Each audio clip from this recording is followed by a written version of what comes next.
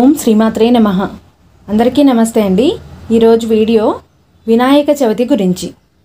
వినాయక చవితి ఎప్పుడు వచ్చింది, వినాయక చవితి యొక్క విశిష్టత ఏమిటి, వినాయక చవితి పూజ ఏ విధంగా చేయాలి అనే దాని గురించి తెలుసుకుందాము. ముందుగా మన ఛానల్ని ఫస్ట్ టైం చూస్తున్న వాళ్ళు సబ్స్క్రైబ్ చేసి పక్కనే ఉన్న బెల్ ఐకాన్ని ప్రెస్ చేయండి. ఆ వీడియోస్ కనుక మీకు నచ్చినట్లయితే లైక్ చేయండి, షేర్ చేయండి.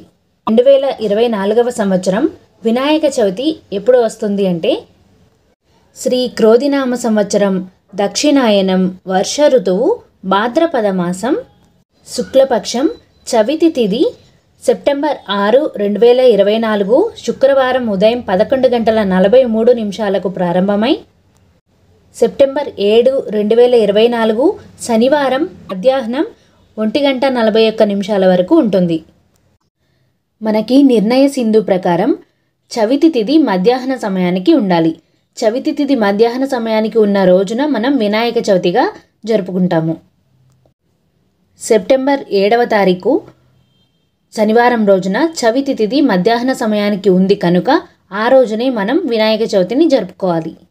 మధ్యాహ్న సమయానికి ఉన్న రోజున చవితి పూజ కూడా, వినాయకుని పూజ కూడా మధ్యాహ్న సమయానికే ఆచరించాలి.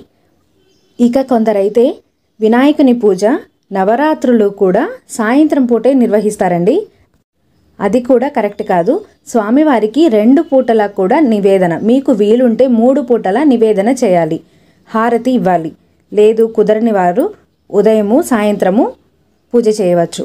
ఒక్క చవితి రోజు మాత్రం మధ్యాహ్న సమయానికి పూజ చేయండి. మిగిలిన నవరాత్రులలో కూడా స్వామివారిని ఉంచి పూజించదలుచుకుంటే ఉదయం సమయంలో ఇంకా సాయంత్రం సమయంలో కుదిరిన వారు మధ్యాహ్న సమయంలో కూడా పూజ చేసుకొని స్వామికి నివేదన చేసి హారతి ఇచ్చి స్వామివారి పూజ ముగించవచ్చు.